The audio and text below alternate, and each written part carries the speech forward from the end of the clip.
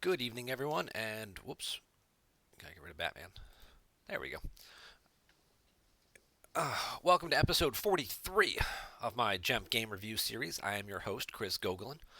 Got a couple things to talk about tonight before we jump into our game review. Of course, the OCS is still going on. A couple of games being played right now. We might just pop in to check out the end of this match between Batmouse and Plagueis in a second. I do want to just take a quick peek at the standings. Uh, So we got Ryan Serson in first place, sitting right now, 11-1, another strong month after nearly missing, just missing out last month. He should be in pretty good spot to qualify. Got a bunch of guys here in the 10-2, 9-3 spots. See if Mr. Brenson's win percentage holds up. Bastion could pick up another win here and leapfrog him because he has a higher win percentage right now currently. But as you move down here, you've got Silver Glen at 8-0, and you've got Wayun at 7-2. He could still sneak his way up into this if he wins out. Silver Glen could win, 3 of his next 4 games and bump everybody down. Then you've got, a few other people here. Most of these guys have played more than enough games that it looks like it's not going to be their month. Charlie 5-0. He's got 2 weeks left basically. Could still get there. He still has a lot of games left to play, but otherwise, off to a decent start. And then there's plenty of people right now just playing to get their 8 games in order to get their March foil. And speaking of foils, I got a lovely little package in the mail. Compliments of Team Wales, aka Kevin Japp. The first foil from the OCS for 2019 is going to be this lovely Darkside Jakku. Little glare. There you go. A little less glare. Nice new image on this particular foil card. And it will be the February foil that will be mailed out. I'll be sending the February foils out with the March foils or delivering them in person at the Match Play Championship. So if you're if you happen on coming to that event, that is where you will get your February and March foils. Otherwise, you will get them in the mail sometime close to, if not slightly after, the MPC. Those in attendance will definitely get them. Very likely to get them first, and then I'll probably mail them out with everybody else the week after I get back from the tournament. But what is the MPC? Uh-oh.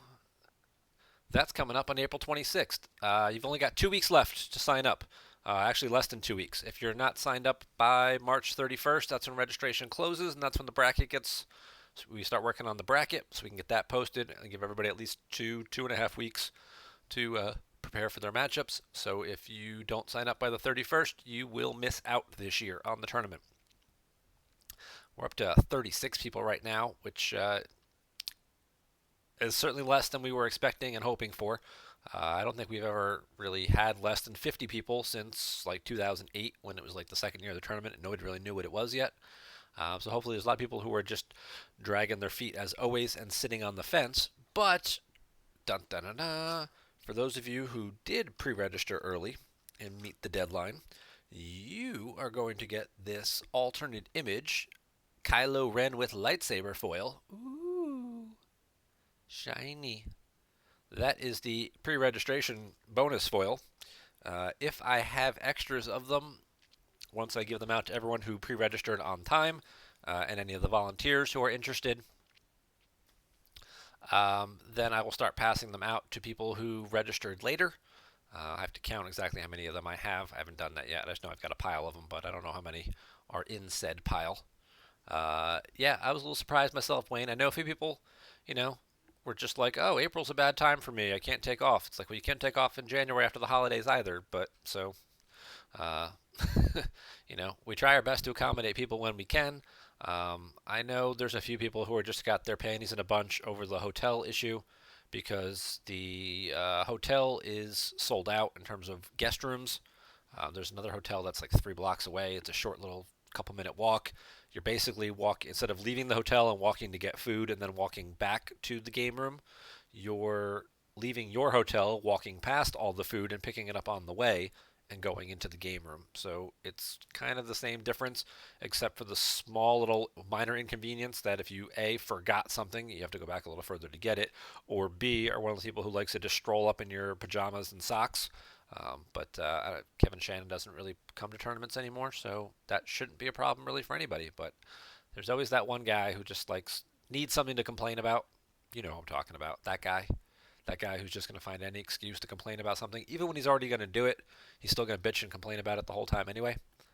Don't be that guy. Nobody likes that guy. So, but all the details for that event can be found right here in this little match play subforum, including what do we got here? Set 11 preview cards. Uh-oh. So they just released this. Actually, I think they released it yesterday. But we've got our two preview cards here. We're going to zoom in on them a little bit, make that a little bigger. These have been kind of spoiled, kind of talked about for a couple weeks, and this appears to be the finalized text. So we've got, yeah, Mithron Naruto. Apparently, he's a Japanimation character. Um, it is a version of Thrawn. He is a leader. He is dual affiliation, Imperial and Alien, so he will still work in your Scum decks to help protect your Zuckuss and Mist Hunter or Jabba Space Cruiser or whatever. Certainly has good playability. Very solid deploy forfeit ratios as well for for an alien character, particularly a character with Scum. For 2/6, it's pretty good potential ratio for Scum. Adds 3 to power, which is always great. Once per turn, target a related location. Related location is the key word there. I know some versions were just like target a location, and you're just like, all right, well, I'm going to sit here at, whatever, and I'm just going to point over there at Alderaan, and now when Diplo moves to Alderaan, they're screwed. It's like, that's just stupid. So luckily it is related location now, so if he's sitting at, I don't know, Bespin, and he's just like, hey, if you move to the Upper Plaza corridor, you got to lose a force. It's like, okay, that seems a little bit more realistic. He's in command, kind of hovering over the planet. Uh, could also be at a ground site. He could be, on the ground. Doesn't necessarily be piloting to use this particular ability, but he can cause some force loss. Giving him a nice little bonus text certainly does help in decks like Court and things like that. Sometimes can struggle for damage when they can't battle or interact very well with characters. So, yeah, I think a lot of people wish it was on a different character as opposed to Thrawn, but design obviously felt like they wanted Darkseid to sort of have to commit a sizable card persona to protect their ships, especially their big capital ships. If you're going to spend 8 to 12 force deploying a large capital ship, then you should want a very important person to protect it, and not just, some bobo like Commander Praji. Um, so they gave you Chiss Commander, so he's still a commander, so Piet can still pull him. He is a version of Thrawn. He is a leader, so he triggers a lot of your other Imperial things like Kir Kanos and Grand Moff Tarkin and all that kind of fun stuff. Other benefit of him being a commander, yeah, I don't know. I'm sure there's other ones. The Admiral's Order, that would trigger as well and cause force loss, right? Because that's commanders. It's generals and commanders for we're in attack position now, I think. So he's also an ability 3 Imperial, so he does trigger with code clearance. Good point there, Queso. That would make him a 3/9, which, code clearance wasn't crazy enough already with the number of guys that it was making, low deploy, high forfeit. Certainly slots into a number of decks like Imperial Entanglements or Ral Ops for that benefits and purpose, protecting your Devastator, etc. So plenty of uses I think this guy will see play. And taking a guy who just automatically adds a battle destiny and then limits with command and things like that out of rotation for a little while may not necessarily be a bad thing either. But the main point, obviously, in this game text, what he's designed to do is this part down here. Lose one force to cancel just drawn destiny, a weapon destiny, targeting a starship he is piloting. So he stops the stupid hidden base decks from shooting them down by losing force to cancel the destiny. And his game text may not be canceled, so you can't use things like demotion or choke or whatever that cancel relevant game texts. So I certainly expect we'll start seeing him get played. The other card released is the, we'll call this a map counter, because it's kind of a map counter. But it also, there are other first order variants out there. We've seen first order Watto, we've seen first order Dark Deal, first order Hunt Down kind of platforms, or even, uh, you know, there's a number of decks that just sort of run like EPP, Kylo, or kind of stuff like that. So it will still have use even when you're not playing specifically against the map objective. It's just going to have more uses against map. Cancel a just deployed first order character's game text until end of turn. So when they drop EPP Kylo on you, you can just used 5 cancel his game text. So therefore, no lightsaber swing. Yeah, I mean, there's other obviously things in there. His main purpose is for the FN guy, I believe. The main purpose of this card. Could also potentially work on other people. Obviously, there's a dozen or so first order characters, but canceling their particular game text, you could work on Captain Peavy. They're going to deploy on board the finalizer and battle you, and you're like, well, you're going to cancel your game text, and now your finalizer's not immune to less than 10.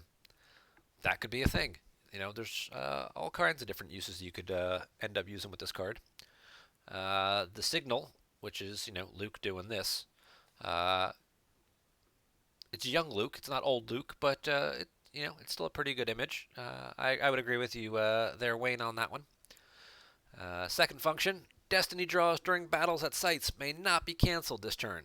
This is more of a map counter because stupid Kylo just stacking interrupts from hand to cancel weapon destinies was a little annoying. The other FN guy also does the same thing with his weapon.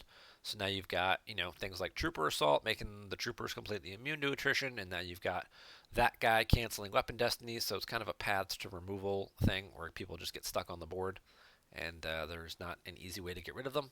So this should certainly help curb that a little bit. But it's any canceling. It's battle destiny canceling too. So watch your redraws. Cards like Sith Fury and Jedi Levitation, which say cancel and redraw, would not work. So you could bite yourself a little bit with that one. Other people's game texts, Tarkin or Captain Hera, who do the redraw text. If you draw less than the number of Imperials or Rebels there, could also end up biting you a little bit on that one. So yeah, and then it's got a third function that just makes it, not so much of just a bullet card. It gives it a utility function. So even in a dead matchup where you don't think you're going to see any map characters, like if you're playing against Scum, and you aren't concerned about Destiny draws being canceled, because that's another thing here too. You're playing against MCOS. They cancel Destinies by stacking their rep. It's like, yeah, no, this would prevent that. So also important there. This will be played at any time. You can play it during your deploy phase, control phase, activate phase, whatever. Wait until the battle starts. Whatever card, whatever way you want to put it, you can use it there. And then during any draw phase, third option, place a card from hand under use pile, take a card into hand from force pile. It's the old no text. It's been on Point Man for a while for Dark Side. Light Side finally now getting their version back. So now they just have more ways to go through their deck, and certainly a much higher Destiny card than something like Control Tunnel Vision, which is just a 1, but again has the functionality of being used before you activate and stuff, not during draw phase. But if you happen to save a couple of force, for battle interrupts and things, and the battle never happened, and you're like, well, let me go try and find a better card, this would certainly give you the option to do that as well. So those are the 2 new cards. They have already been coded into GEMP, so they should be up and running, and we'll see if anybody's been using them yet. We'll take a quick peek back over to the old GEMP lobby. We missed that first game here, but I do want to pop into the end of this game between Werfs and London Sean. Let's see if I can find out who. Nope, they're finished and gone. So we will pop into this one real quick. Maybe we'll see if the new Thrawn is on the table in this particular ROPS game. I know some people might be a little nervous about using them yet because typically when cards are first coded, there's always the possibility that there's a glitch or a bug and not working properly. And you certainly wouldn't want something like that to pop up during an OCS game. So we'll take a quick peek in here. I don't see him anywhere on the board. But hey, you never know. But alright, so we got ROPS, which is not flipped currently because they've got the raw tier system blocked. And a massive space battle about to happen here. So we've got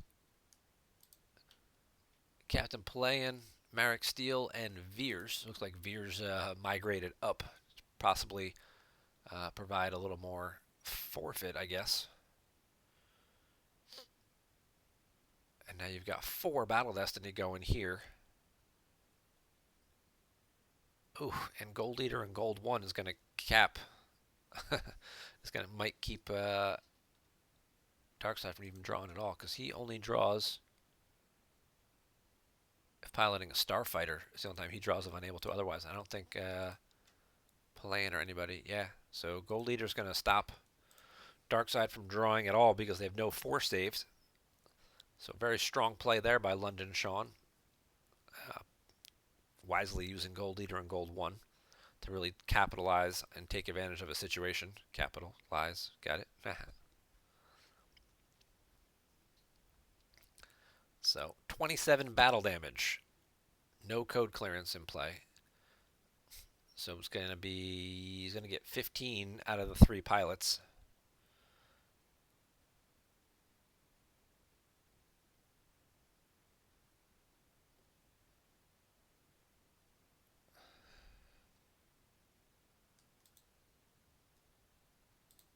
Actually got a little bit more because of Palayan. Imperials aboard same capital starship are forfeit +2, so he got 7 out of the first 2. So 14. Palayan for 5 was 19. He owed 27, so he's got 8 more battle damage. And with no ships elsewhere on the board, it looks like Werfs is going to peel 8 cards to keep that ship alive, so he doesn't have to pay for all these little drains of 1. And then I guess we're going to see if he shuttles some more guys up, or if this card in hand is another character he can deploy or something. But otherwise, he's looking at a massive beating again next turn. Of course, his opponent is down to 5, 6, 7, 8. He could wackling back a card to get to 9. But Coward is out and he doesn't have 2 battlegrounds, so that's actually not going to work either. He really needs to get back to a second battleground if he's going to want to wackling and retrieve a card, but I don't know where he can. I mean, Luke, I guess, can move back in front. EBG's out, so he's immune to less than 6. Veers is gone, so it's just Krennic and Evax. That actually wouldn't be too bad if he moved Luke back over. He doesn't. He's going to pass. He's going to save that 1 force. And he's going to get drained for 5. I might have considered moving Luke back over. Get the battleground site, get the battleground system covered. He's got 1 card in hand. What could it possibly be? It's 8 to 6, but you're actually more than that because you get 2 from the war room, so it's 8 to 8 really. You're immune to less than 6 from Garrison, because this is Rogue One with Commander Luke. You're drawing 2 Destiny to their 1. So I probably would have moved Luke back over here. And, oh, he does have secret plans out. You can't see it because my head's in the way.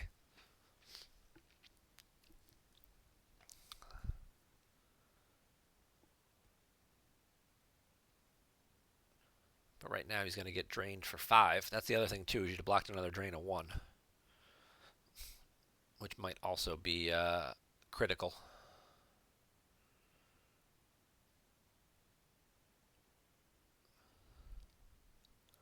There's no first strike or anything out. So he wouldn't have like retrieved a force or caused force loss that way. Possibility with domination, but I don't think he's going to win the battle. I mean, it's 2 destiny to 1 destiny. You're both kind of the same power. You'd like to believe that if you draw 2 cards, you're going to be higher than somebody just drawing 1 card.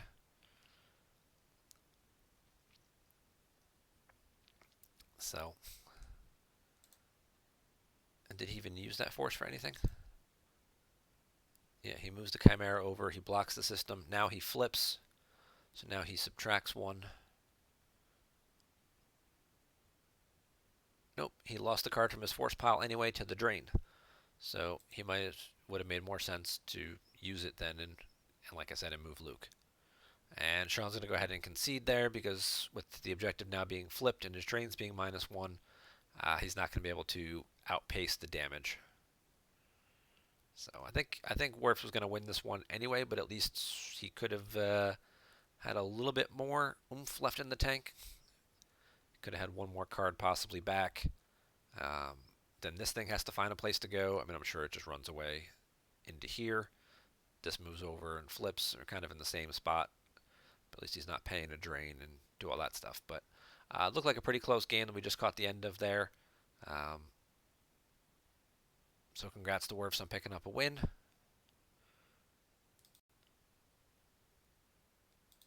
And we'll pop back out to the lobby real fast.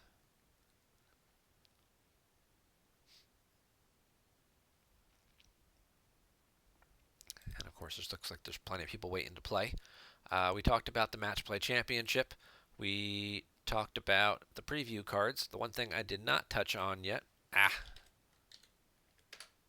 is the GEMP PC, which is also the other tournament that's currently going on.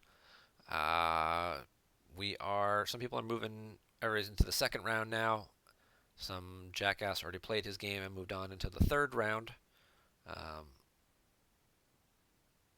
But certainly plenty of players, that we've had some great competitive matchups in game 1, in round 1. Looked at some of those links, and that will actually be one of our review link today. Will be a game that came from the GEM PC. Got some nice matchups coming up here. Brian Fred, Charlie Arlinson, Baroni and Turner. I know think they played at least one of their games already. There, you've got Nick and Jared, Silver Glenn and Seth. Should be a good one. Paul and Kuhn. Angelo and Stimpy. Ketwall and Damon. I know they played at least one of their games already the other day too. Werfs and Batmouse. Now that should be a match worthy of song. Watching those 2 guys play against each other. And we got the SoCal connection here with Tartag and Ryan. I guess this might be the win percentage or the predicted percentages in terms of who predicted them to, I don't know, win the game. I don't know how these little scores here work, but there was our big upset in the first round was the guy who went 11-1 this month in the OCS and is probably going to qualify for the playoffs, losing in the first round to our resident documentarian, the guy making the Star Wars documentary, who was doing the whole crowdfunding GoFundMe campaign for the last year, taking all those great interviews. Ryan Serson losing to Brandon Beatty. That would be our first round upset. So these games will continue to be ongoing, and of course the prediction leaderboard is up there as well. But that is going to lead us into our game review of the week. This was a game that was played just the other day in the GEM PC. This is game 1 of their match. This is Aeneas, Nick Reich, taking on Greg Shaw. Nick is playing Darkside. He is using Court of the Vile Gangster, Scum. And he'll be taking on Greg Shaw, who's playing a Hoth Careful Planning deck. not EBO. This is a version of the deck that I believe Ryan Jellison was using at the Endor Grand Prix, where it's more of a mains platform, where you just basically fish out a bunch of like Endor locations and stuff. I think it also pulls Dagobah and Yoda's Hut, maybe, or at least Ryan was pulling Dagobah's and Yoda's Hut. I don't know if Greg's version is. Um,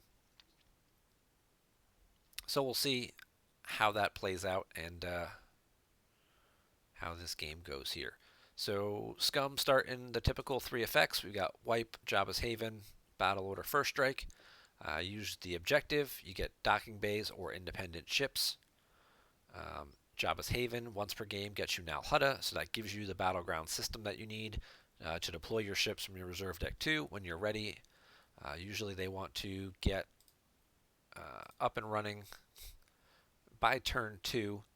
Um, Against a typical like EBO style deck, he might have felt more comfortable going here turn 1, although he missed Jabba. Jabba was in his force pile, so that might have thrown him off as well.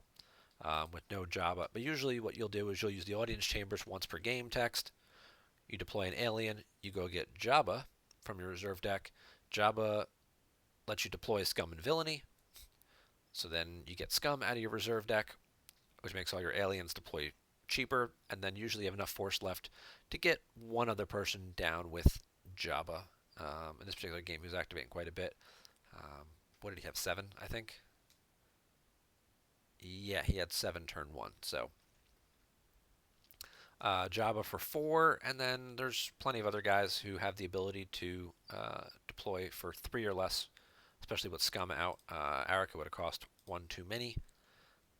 But Greedo, who also deploys as a react, is pretty good. Could have put 4-Lom down if necessary, because 4-Lom adds a Battle Destiny with Jabba, so that gives you a little bit more protection. Plus, the other benefit, too, is that bounty hunters are forfeit +2 when the objective is on the front side, which it will be unless something crazy happens. 99% of the time, the objective is on the 0 side. The only time it flips is if you capture someone, and usually that's accidental. Like you're fighting here and you throw IG down and you capture someone and go, oh crap, I just flipped my objective.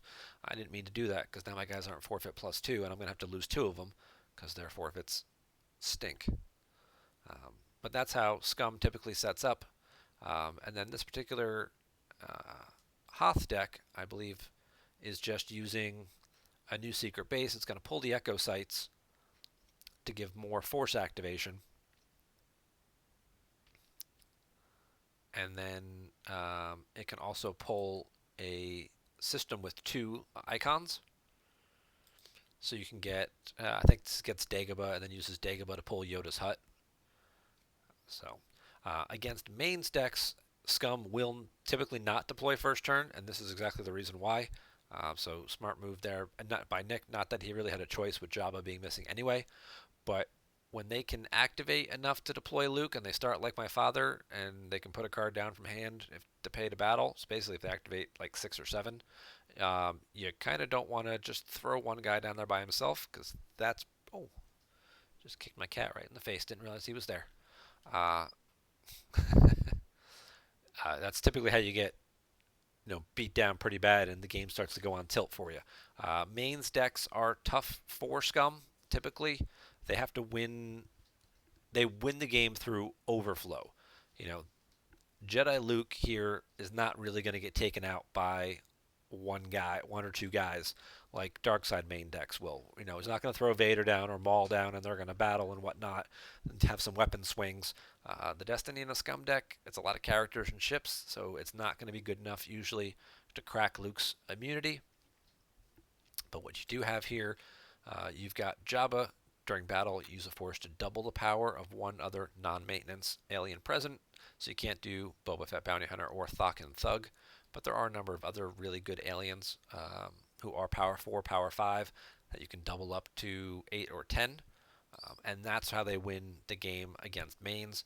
They put 4 or 5 guys down, usually relatively cheaply because of Scum, and then battle, and it's like, well, yeah, you've got Luke who's immune to less than 7, and adds 1 and swings and hits a guy, but I've got 26 power. So do you want to top deck 15 cards, or do you want to lose Luke and his lightsaber and try this again?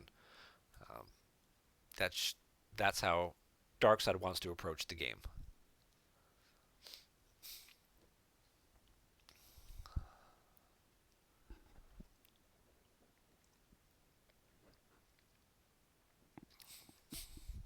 Now, since Jabba was from hand, he can use the audience chamber's text to get somebody else, and he does go get the prince. It deploys cheaply, -1 from Scum. We'll highlight that. I know we've covered Scum in previous games, but just in case we have any new viewers watching, all ability on table is provided only by aliens and independent starship pilots. That would be you can put anybody piloting an independent starship as long so they could be an Imperial. If they happen to be piloting an independent starship, they still don't suspend Scum. Um, if you've seen me play my particular version, I run Tatooine Darth Maul and his Sith Infiltrator. The Sith Infiltrator is an independent starship, so when Maul is piloting that, he does not suspend Scum and Villainy because he counts as an independent starship pilot. But your aliens and starships deploy -1, and you retrieve 2 force when you initiate a battle. So Prince for 3 from the reserve deck, and that still leaves him 6 force remaining. And it looks like he's going to put 4 down as well. So 5 power, 5 can get doubled. Oh, and here comes a clash.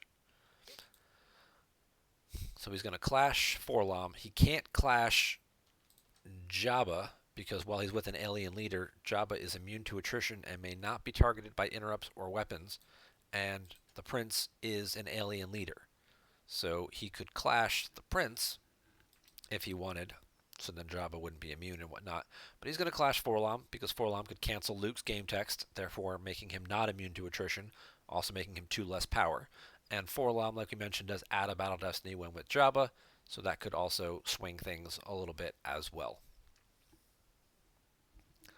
And Nick is going to choose to grab that because he certainly doesn't want to keep seeing that card over and over again, which is always a possibility with various forms of retrieval or solo or something playing it out of the lost pile. Oh, and now he's going to throw down Greedo to boot. Now that he's spent his force, Greedo will now prevent him from swinging because Greedo says opponent must first use 1 force to fire a weapon at same site. So now that he spent his 2 on the clash, he doesn't have the 1 left for Greedo to swing. Greedo is a great card for Scum. Typically they run at least 2 of them because in addition to that weapon text, he can deploy as a react. He's a bounty hunter, so he forfeits for +2. Scum makes him deploy -1, so he's 1 deploy, 6 forfeit as a react. So that is pretty strong and does a great job of soaking up battle damage and attrition, particularly in space. You got Zuckuss just hanging out there by himself, and they drop a ship or 2 in battle, and you're like, all right, I'll just throw Greedo down, and Greedo will pitch to cover the 6, attrition I owe, and I get to keep my ship.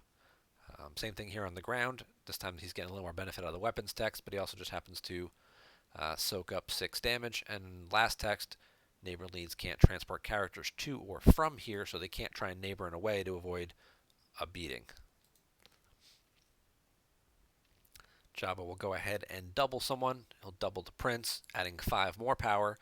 And just like that, we're now at 16-8 in terms of Luke being doubled up there. Light side should have slightly higher destiny draws, and then Luke's going to add 1 because of Like My Father. So it won't be quite as lopsided. Oh, never mind. He drew a character.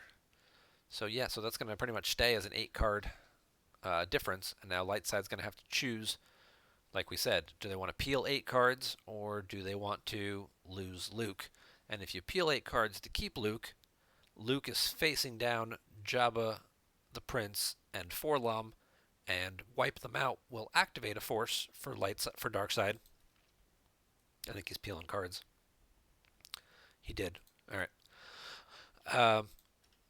Wipe them out. Lets you activate a force if you occupy a battleground site during your opponent's turn. So that would give them the 1 force that they would need back. So then Jabba could double the prince again. So we kind of end up right back in the same scenario. So light side would really have to ask themselves if they wanted to peel all those cards.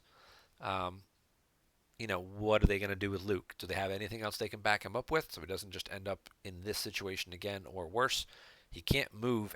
If, he can move away. It's to a non-battleground and try and work his way out here to the outside, and just kind of give up on the audience chamber at this point. But it would really depend on what Shaw has remaining in hand in terms of whether or not it's just throw Luke away and start over somewhere else, or uh, try and back him up. But he top decked 8 cards. He lost Solo, Bith Shuffle, Luke's Bionic Hand, Obi-Wan, another Luke, an impressive, most impressive, relatively unprotected, and Padme. So 3 characters, 4 characters, another copy of Luke, a whole bunch of high destinies that I'm sure he was pissed he didn't draw for Destiny. You draw 1 and then you top deck 8 cards, and there goes 5, 7, 6, 6, 7, 1, 1, 3. But he is going to keep Luke around, so I guess he must have something up his sleeve left.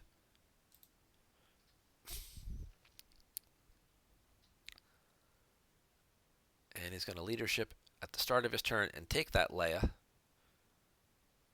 into hand. Oh, he's going to fish out Nar Shaddaa as his system. Okay. That'll give him a little extra force. There's some interaction here between these 2 sites. Okay, so there's Dagobah. Nar Shaddaa. Starships piloted by bounty hunters are power +1 here. All starships may move between here and Nal Hutta as a react, so they can react between these 2 systems. So there is a little bit of a relationship there. That is always a fun interaction with this deck, and can catch you off guard if you're unaware of it. If you're like, I'll just move over here and then force drain them, and then they just sort of react and move all their ships over to block your drain, and you're like, oh crap, that's right, I forgot about that. And he does have Dagobah, and then he'll use Dagobah and go look for the Hutt.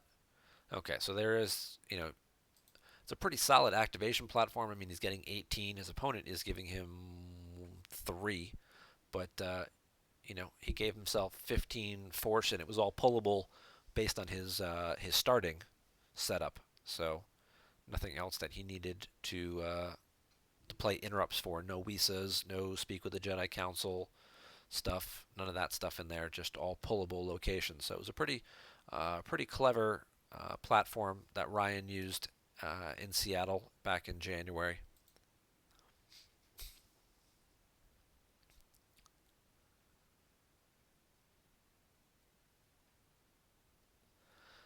All right, and we will get General Leia. Leia, when you initiate battle with a resistance character, she retrieves a force. 2 if it happens to be against the First Order character. So he does pull Coward to stop the retrieval. Doesn't want to give his opponent any cards back at this point, particularly characters.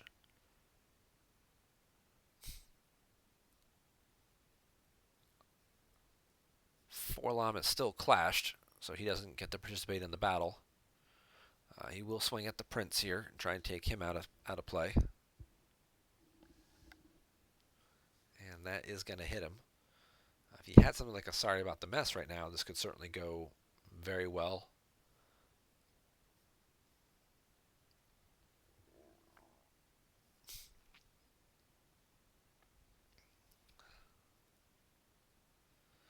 Jabba will double his power.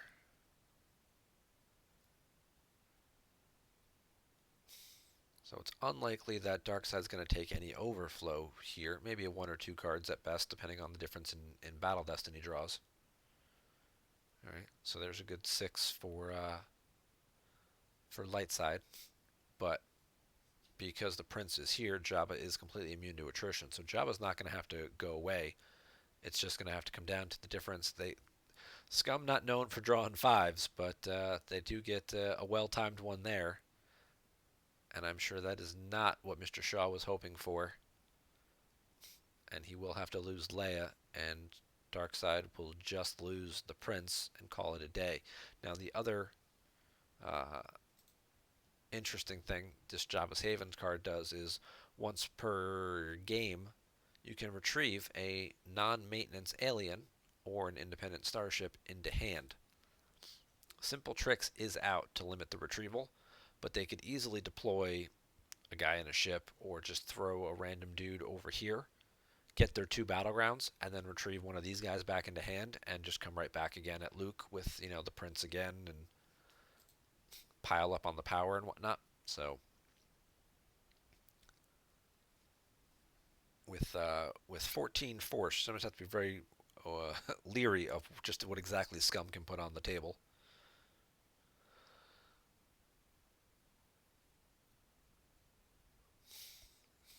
And Forlom will no longer be clashed, so that will certainly be another problem that Mr. Shaw is going to have to contend with here. Nick with a handful of characters is going to take a peek. The other thing now Hutta does, it lets you, during your control phase, search for a bounty or Hut bounty. He's not playing any of those cards, but it does give him just a quick verification of his reserve deck. Lets him check before he uses his objective. Like if he's going to use the objective to try to deploy a docking bay, the way this particular objective is worded, during each of your deploy phases, may deploy one docking bay or independent starship from reserve deck. If you try to deploy a docking bay, because it's all one sentence, it's one pull, so it's either or.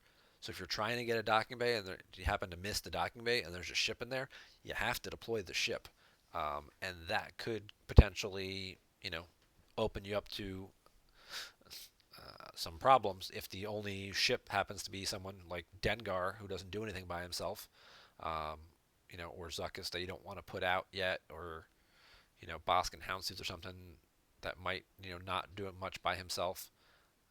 There's a lot of dark side ships that don't do a whole lot alone. That pulling them could be problematic. So he will get Ellison Ithinthra, and that will add a light side icon and get him Woof. Woof subtracts one from each destiny draw. So that's always fun and exciting. Because the ship is also immune to less than 5, so having Woof there helps make it immune to even less. Like we said, he gets the second battleground now. Now he can use the Wipe Them Out. And I'm sorry, he can use he uses Wipe to act, use Jabba's Haven rather to retrieve a guy. He takes Greedo back, and he's dropping Greedo and Boba Fett Bounty Hunter. Boba Fett Bounty Hunter, he adds a destiny with an alien or Imperial, or adds 2 if he's with a Bounty Hunter or Vader.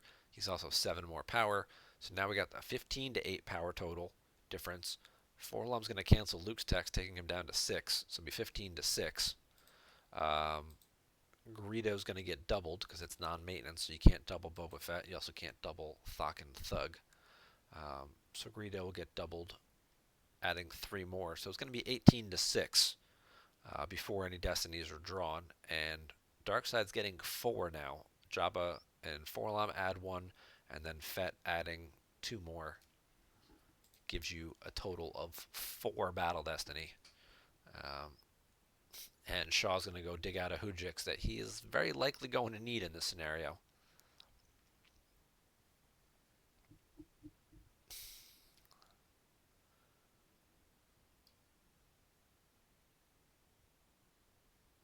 And Nick retrieves the 2 cards from his lost pile as well because of Scum, because he's got the 2 battlegrounds now. He gets the Prince back in the cold feet, so he's back down to just his starting interrupt, and is virtually lost next to nothing. Luke can swing. There are no leaders there, so he can swing at Jabba.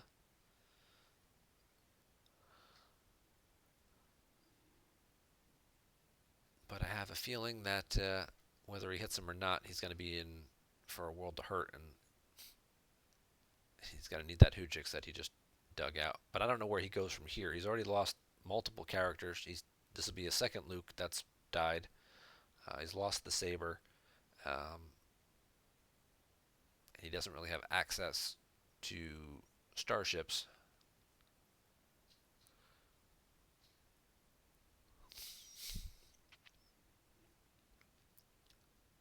And now Nick's going to draw 4 Battle Destiny here, and he does have the Sith Fury in hand as well. So if you were to draw a low Destiny character, He'd have the ability to redraw it.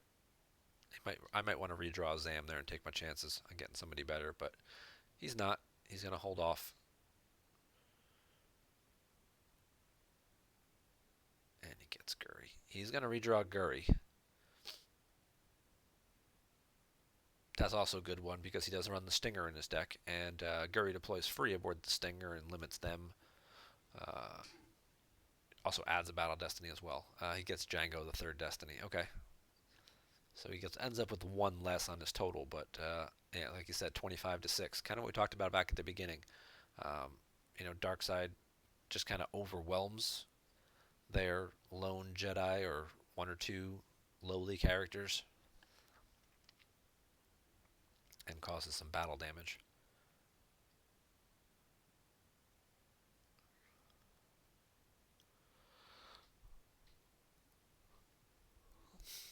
Lightside's going to lose Luke and the Hoojiks. Darkside's going to lose Forlom and Jabba. They'll have some force to spend to keep Boba alive. And that's still looking at, you've got 10 power and 3 battle destiny there, so that still seems pretty formidable.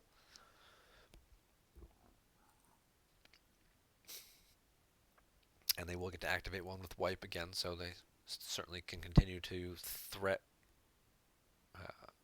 threaten that barrier or threaten a grabber. But pretty solid destinies in there for light side, other than the Anakin. But without any key interrupts or anything like that, I don't know what they. Okay, they're gonna go to space. So seems like it's the light side deck is kind of a reactive deck, much like a throne room style, but with pullable locations and things like that, as opposed to having to play docking bays and then waste 6 card slots on a couple of interrupts to pull other locations. It's just like I'll just start everything and just pull everything out myself, and then spend those extra in-deck card slots on other things. It takes out the randomness of getting locations.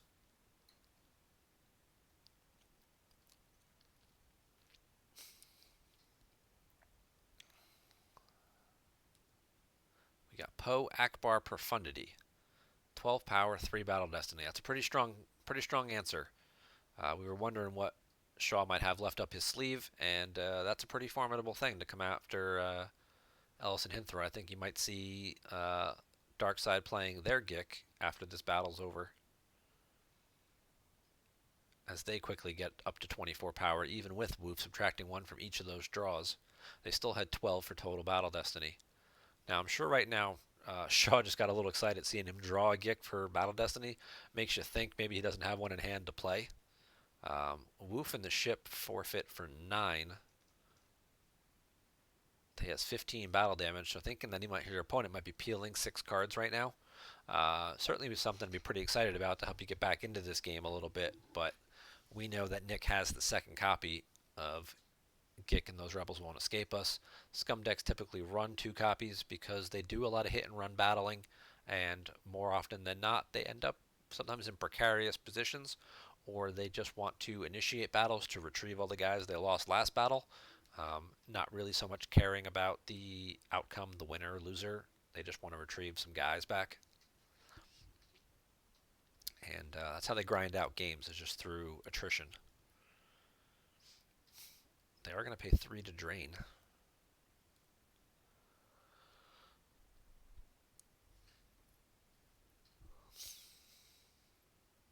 And we're going to see Erica come down as well. It's Erica V, not the Undercover Spy version. During your control phase, if she's at a battleground site and Luke is not, she can retrieve a force. So you've got an additional way of getting cards back. I think Nick's looking to find some of his ships here, so he can try to come down with 2 or 3 ships together. He finds Zuckuss on the last card he's able to draw before he has to pay his maintenance to keep Boba Fett alive. Yeah. So Nick's got himself in a pretty solid position right now. He got off to an early lead, and now it's just a matter of can he lean on it. And Shaw's going to have to try and find a way to kind of fight his way back. He's got a good space drain set up. Now he just needs to get a ground presence together, and he's going to go outside to this site with Luke. The court objective makes you lose a force once per turn during your deploy phase if you don't have a character at a Tatooine battleground site. So Luke and Anakin are going to go wide out here, stay away from this mess in the audience chamber, and uh, avoid the damage loss from the objective. And he's got a second lightsaber too, so that's pretty solid there. Darkseid would obviously be looking for a Ellis Hellrot to move this pile of guys over with a 9-card hand. Is it likely? It's possible. There are enough cards that do cancel Ellis that Lightside could be using. Probably not. But in this particular game, but you never know. It might be like an It's a Hit or something might be floating around in there.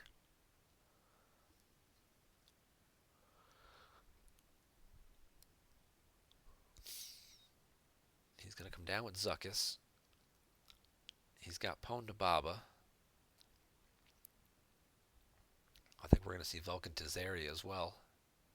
Yep. So Velkin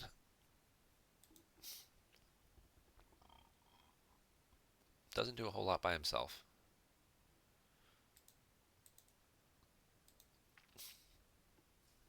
Most of his stuff relates to the ground. He can't target Luca weapons. He can't, yeah, some other stuff on the ground. But he is a smuggler, and smugglers get pulled by Else in Hinthra, and more importantly, work with Ponda Baba V. If with a smuggler, add a Destiny to attrition, which is +2 if it's with your smuggler. So if he's against opponent's smuggler, you can add a Destiny to attrition, which is great. In this particular case, he's going to add a Destiny to attrition and add 2 to it. So you'll get a Battle Destiny draw and then a second draw on top of it. That's with the extra attrition. That should be able to crack the Poe Dameron's immune to less than 5 text and start clearing some pilots off here. He's also going to use the objective. So he does have, so we looked in here and he's got, some lower Destiny characters and things like that, but that Stinger is in here, which is just a cheap deploy too. And you can add Guri as a pilot who suspends the permanent pilot, and she deploys free aboard. And while she's piloting it, she adds a Destiny, makes the ship immune to less than 5, which is strong. But then you get Guri's game text, which says, while Vader not here, opponent may draw no more than 1 Battle Destiny here. So now Profundity isn't getting 3 Battle Destiny because of Poe and Akbar. It's getting 1 because of Guri. And Darkseid's getting 2 Destiny because the Stinger adds 1 when Guri's on it. Plus they're getting a Destiny to attrition. That's +2 because of Ponda being together with Velkin. And just like that, what looked like a pretty formidable ship is now about to get probably run off the table. Oh, and Darkseid's going to retrieve 2 cards in the process, getting back Probot and Darrow, the 2 guys that they lost previously to the Force Drain at Narshada last turn. So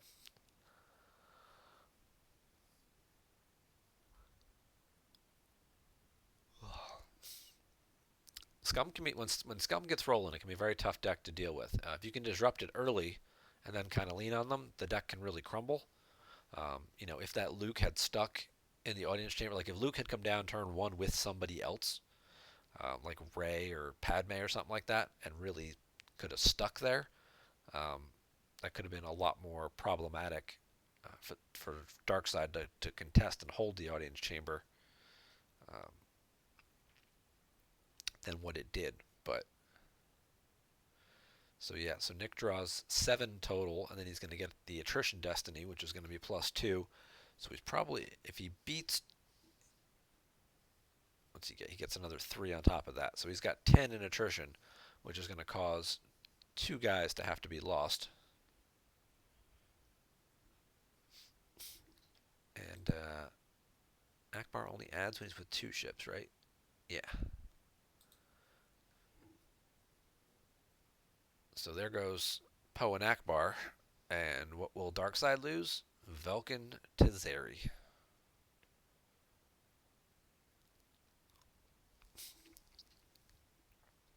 And just like that, light side's going to be back on their heels, moving and shucking and running.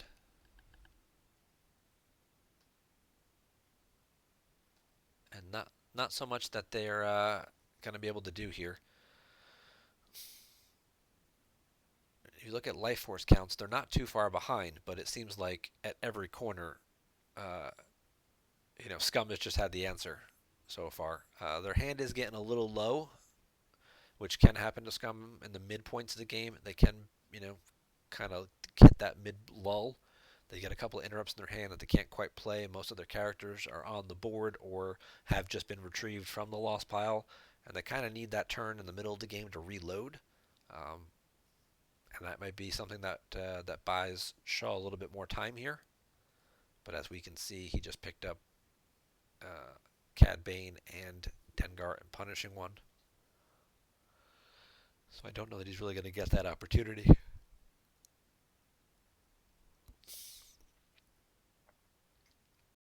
They're just launching the assault now. That'll let him go dig out home one. He did retrieve home one.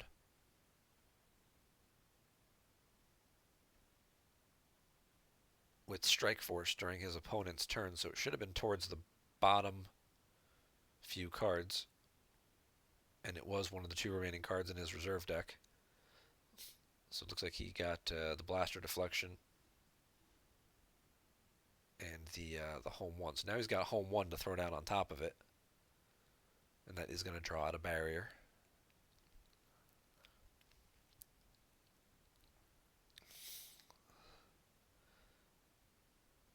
And he also did Walkling back Akbar. So if Akbar would have been near the top there, Akbar would have been the card he took with Ray, and it is.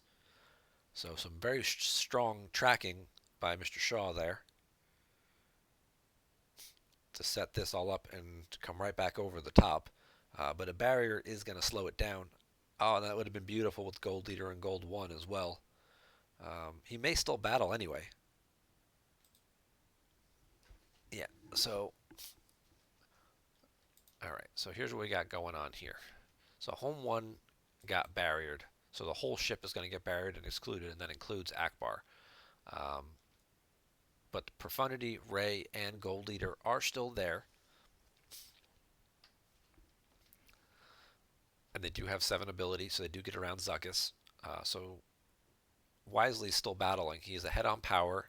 He's going to get a Battle Destiny. It's going to be +1. Darkseid's going to have to lose something.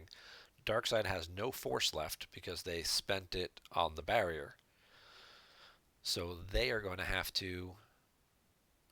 and they don't have anybody here who draws them unable to otherwise. So they're going to have no Battle Destiny, which then leaves nothing for Pona to add to. Pona's also not with the Smuggler anymore because there's no Smugglers here. Guri's not a Smuggler or anything, so...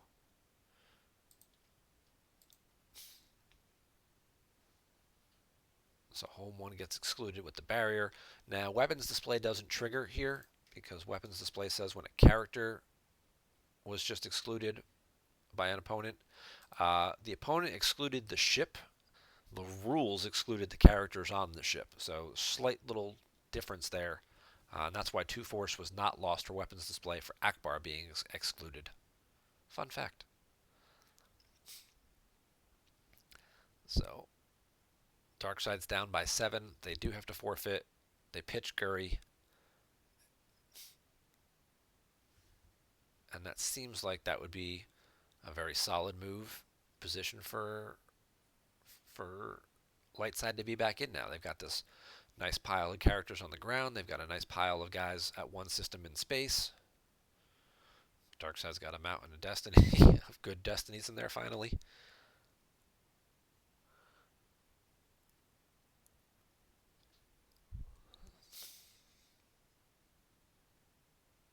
It looks like they may be going for the spread out approach. Shaw's down to 3 cards in hand. We know he lost a bunch of ground characters early. He's got Ray and Akbar committed to space. He's got Luke and Anakin already on the ground. We saw an Obi go off the top. We saw Leia got killed already. Padme's been killed already. Solo's gone. So it certainly could limit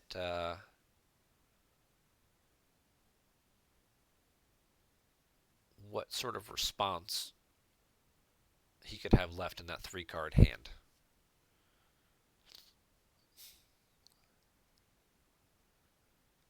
Probably a Lando. That might be about it. Lando Scoundrel. And Lando Scoundrel against Cad Bane. It's kind of a coin toss. Cad Bane's a bounty hunter, so he forfeits for 7. Oh, he does get a force retrieval off of weapons display, though, because he deployed and didn't battle, and they've got a sight in a system. And with no shields out because he pulled resistance instead, which I'm not 100% sure why, because this is a drain of 2. Oh, drain of 3 from launching the assault. Yeah, so he's going to cap the 3 at 2. So he's going to lose 1 less card, but he let his opponent retrieve 1 card. So kind of washed, at least this turn. I think going forward, it'll probably, uh, if he doesn't move back over, which is unlikely. He might just keep chasing him, though.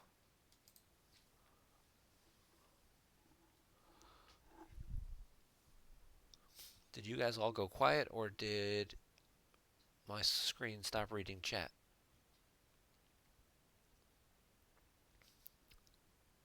I'm going to hit refresh and see if that helps.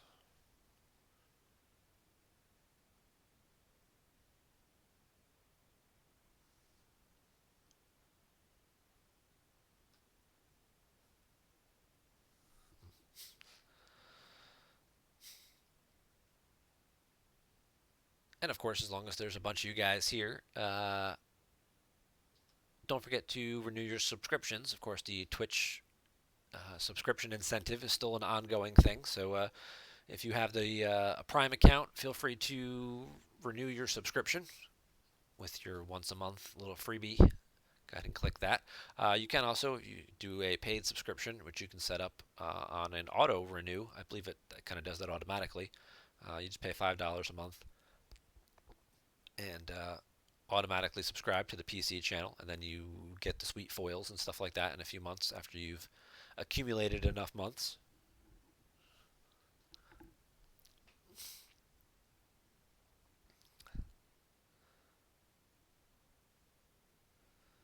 Yeah, so far it's been a pretty straightforward matchup, so there's not a lot of weird interactions or things going on. So I understand you guys being a little sleepy today. I'm sure you guys are all, just listening to me babble in the background while you're filling out your NCAA tournament brackets.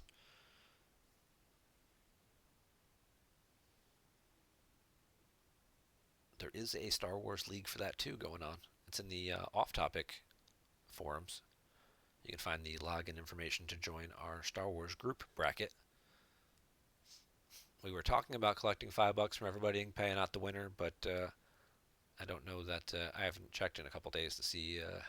I know only like 1 or 2 people seemed like they were interested in doing it for money, so maybe it'll just be a free thing, and then I will just send out an exclusive foil or something to whoever wins. The guy who won last year got an autographed Boba Fett and Slave One that was signed by Jeremy Bullock, and I was very happy to receive that card. So.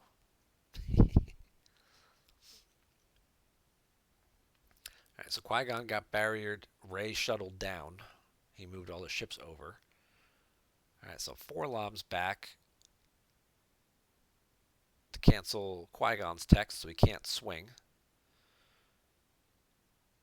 Ig can try to capture somebody.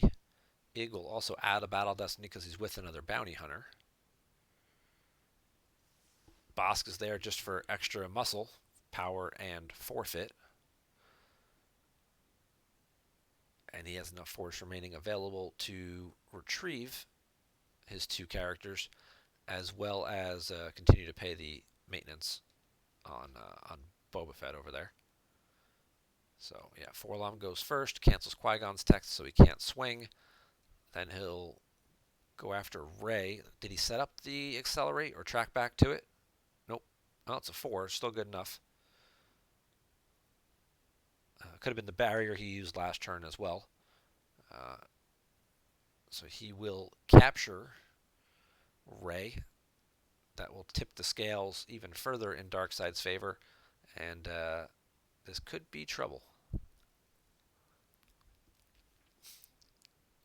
But he might have to let Boba Fett go. Oh, and he picks up Afra. Afra's incredibly strong because of her additional text when deployed. Search lost pile, move one card there to the top of that pile. If it's a droid, you retrieve it into hand. That's how you get Guri back and put her back aboard the Stinger for free and shut this stuff down again. Could also get back one of these Forloms or Igs if necessary. And we're going to get 2 solid Battle Destiny draws. The Hoojix has already been burned. Qui-Gon's forfeit alone doesn't even cover the power difference at this point, so this could be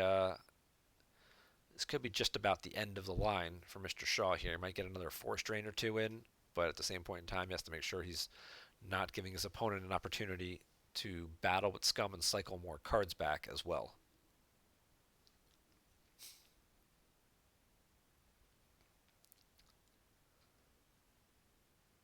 $27-10.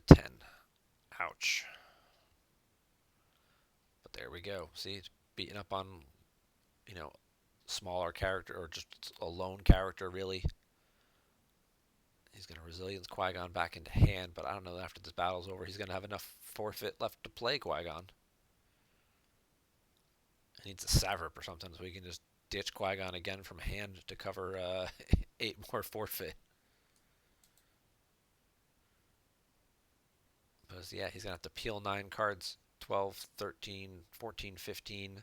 He only had 21 left total, so it's going to take him down to 12 remaining. After he just starts top decking everywhere. Yeah, Qui-Gon forfeits for 8, so yeah. So he does. He peels 9. Second Resilience, and there's the third or fourth Luke. Perimeter Scan, Concentration, Rescue, Leadership, Corrin, Mon Cal Admiral, and another EPP Qui-Gon. Spend the 2 force, move the 2 ships away. With only 7 force left, it's almost tempting to split the ships up. But, of course, you can't do that just yet.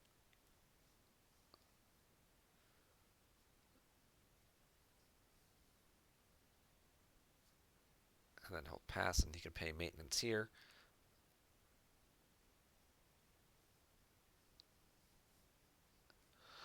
If he was concerned about getting extra cards back and he had a bigger hand, he could use the lose 2 to send Boba Fett used text to put another card back in his reserve deck, drop his differential a little bit. Little things like that come into play in match play. But since he is going to get Force Drain for 2 and 2,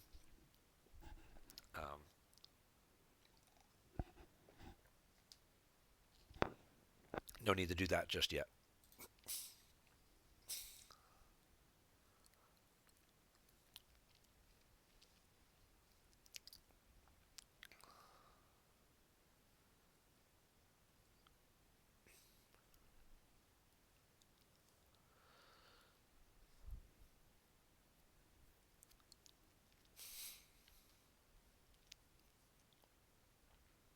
And Nick does top deck a bunch of cards.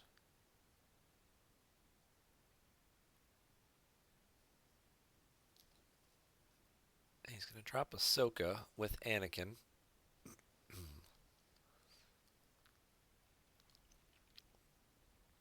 They can embark Gold Leader, and then they can move for free. Offer 1 less there. And he moves Ahsoka over to the dungeons. Looks like he's just trying to spread out a little bit. I might have left Ahsoka with Anakin and moved Luke over by himself. Ahsoka by herself. Not quite.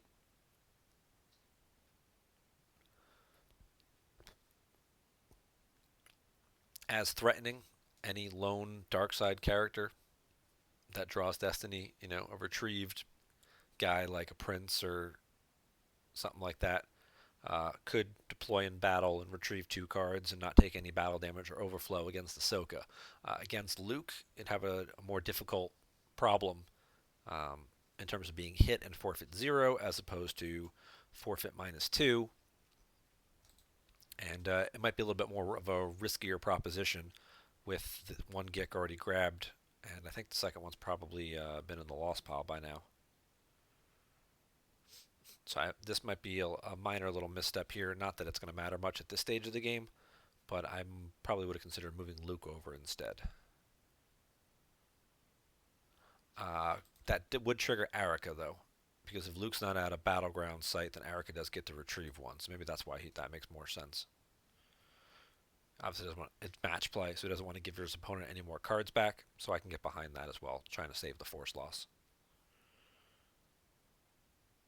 But he is going to get the Guri back, as we talked about before. Put Guri back on the Stinger. You can drop the Dengar for some extra muscle and forfeit. And then this will probably be the final battle or so of the game.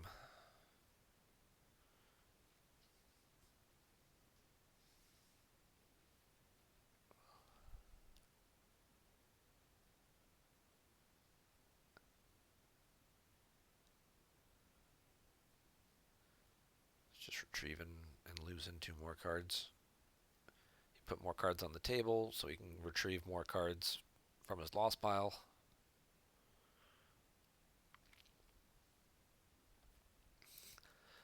Dengar and punishing 1 adds 1 to total battle destiny for each of their ships present and cancels their immunity to attrition here.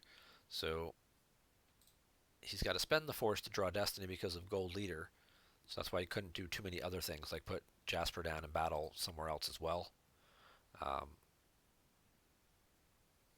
he's going to have to pay 2 to draw 2 battle destiny because of Gold Leader. And then he'll add 3 to the total afterwards.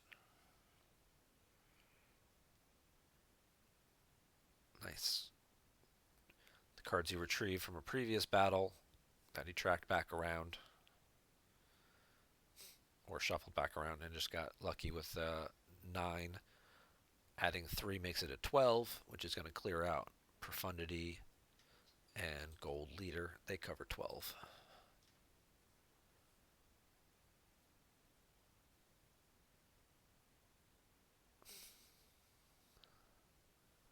And Dark Side with their 6 attrition is just going to pitch Afra and Pondababa. They've served their usefulness.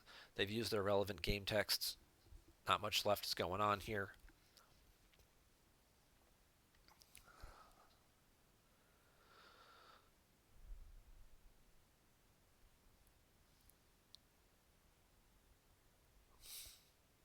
And with just 7 force remaining and 2 cards in hand, there's really anybody that they can deploy.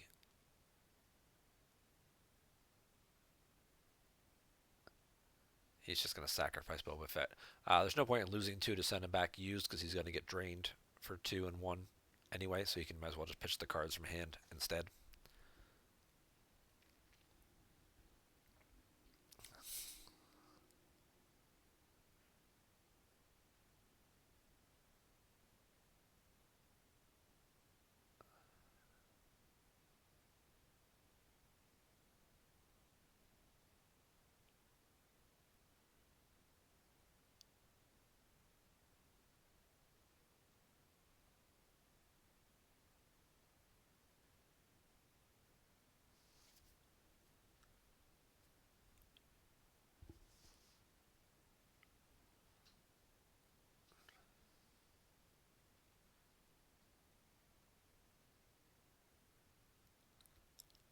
And Shaw's just going to draw up before Nick can retrieve any more cards and take a loss by 18 in this game.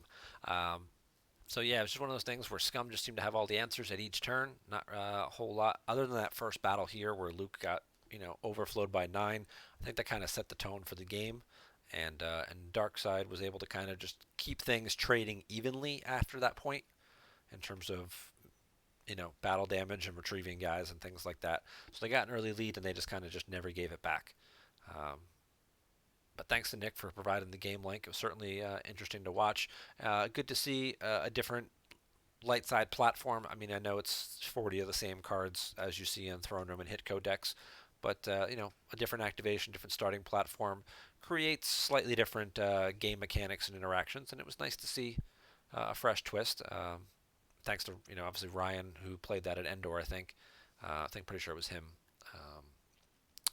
for be once again showcasing a little bit more outside the box creativity.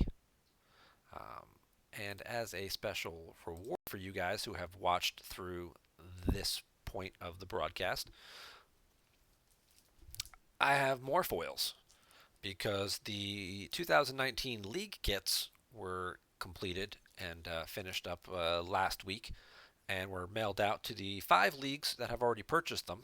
You can still buy one if there's a league in your area, or if you can talk to our tournament advocate, Chris Schoenthal, about setting up a league in your area if you don't already have one. Um, but it was the Richmond, Virginia area, Northern New Jersey, Southern California, Northern California, and I forget where the fifth one was that I sent these out to. But there are 5 monthly foils because the league's supposed to run 5 events.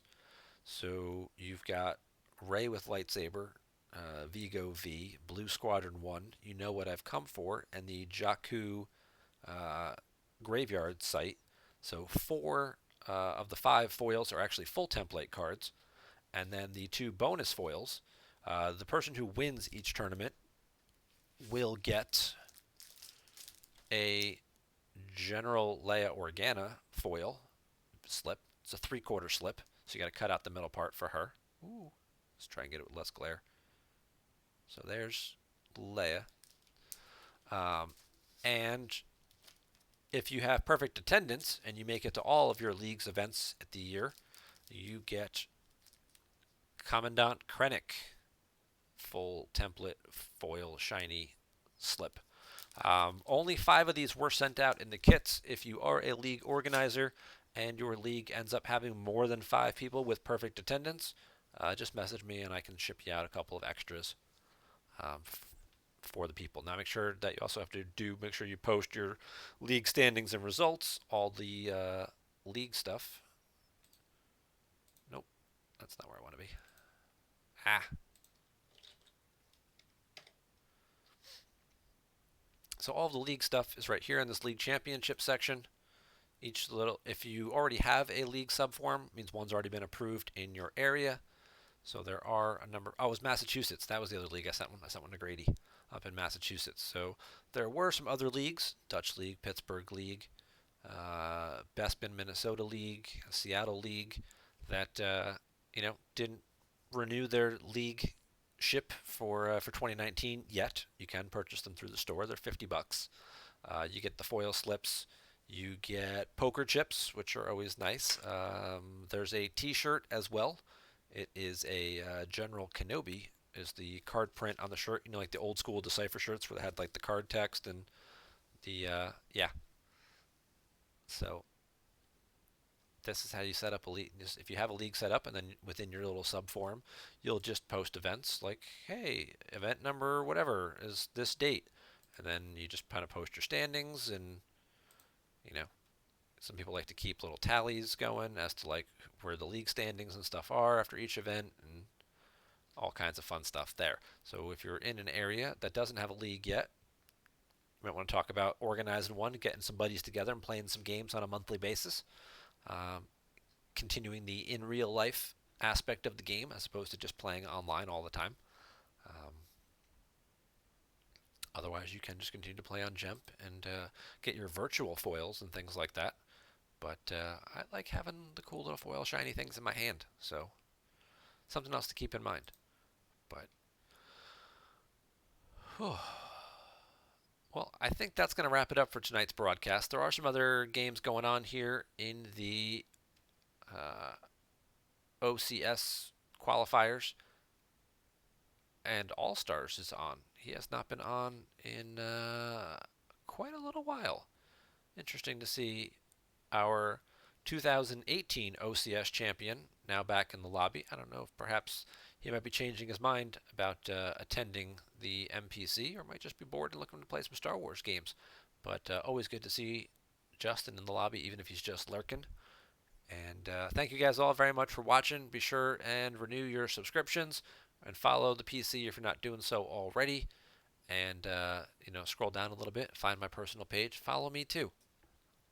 I'm interesting. I like to do cool Star Wars stuff and stream games. from time to time. So you guys all have a great night. I'll see you back here next Monday. Take care.